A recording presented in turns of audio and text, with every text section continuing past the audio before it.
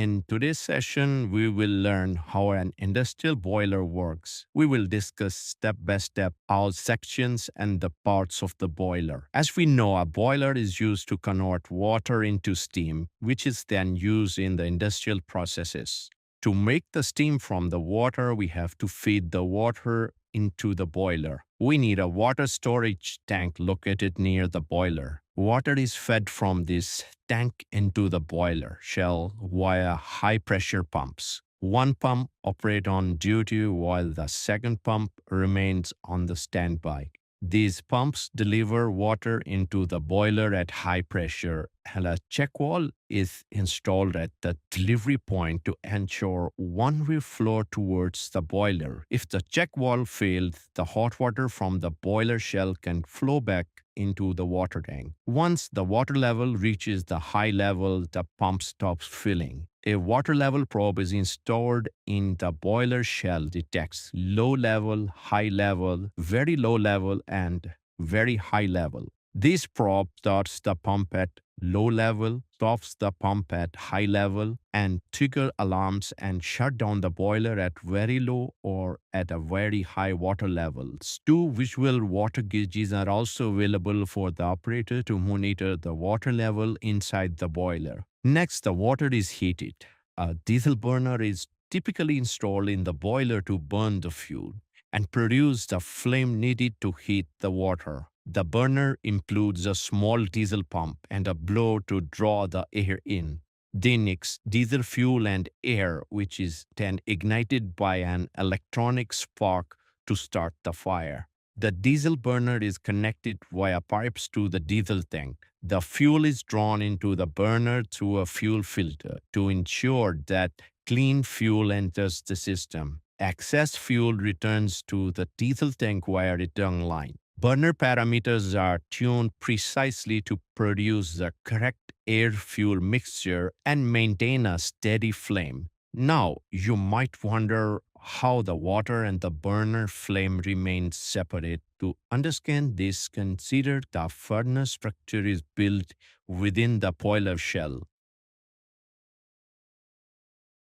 As you can see that the burner is connected here. Let's remove the burner and have a look inside the boiler shell. As you can see that this big tunnel is called as furnace. There, the heat from the burner travels through this tunnel and come out from the other side. From here, the heat travels into these tubes. This will increase the contact area between heated tubes and the water, and the water will start to boil more efficiently. Next, from the other end of these tubes, the smokes and the heated gases can exit through the chimney hole. This indirect heat transfer ensures that the water and the combustion gases remain completely separated, protecting both system integrity and the operator safety. As you can see now in the wireframe view that the path of the heated gases through the furnace, combustion chamber,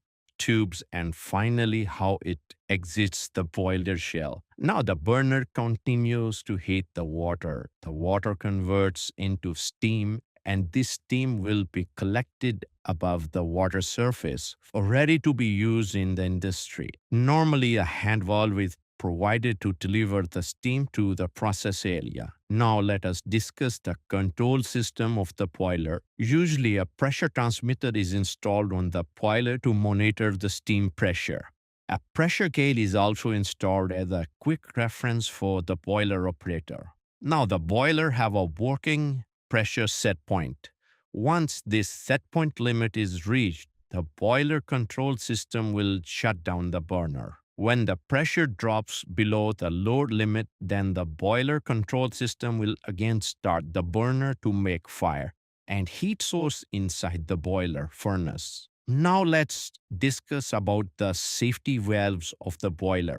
No doubt the PLC system is controlling and monitoring the pressure inside the boiler to stop the burner, and pressure inside the boiler increases above the safety limits of the boiler shell. Then these mechanical valves come into play. These mechanical valves can be adjusted at heartbeat be adjusted.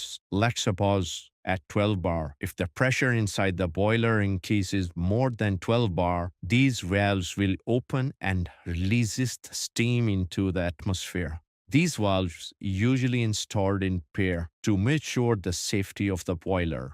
Now let's see the drain valve of the boiler.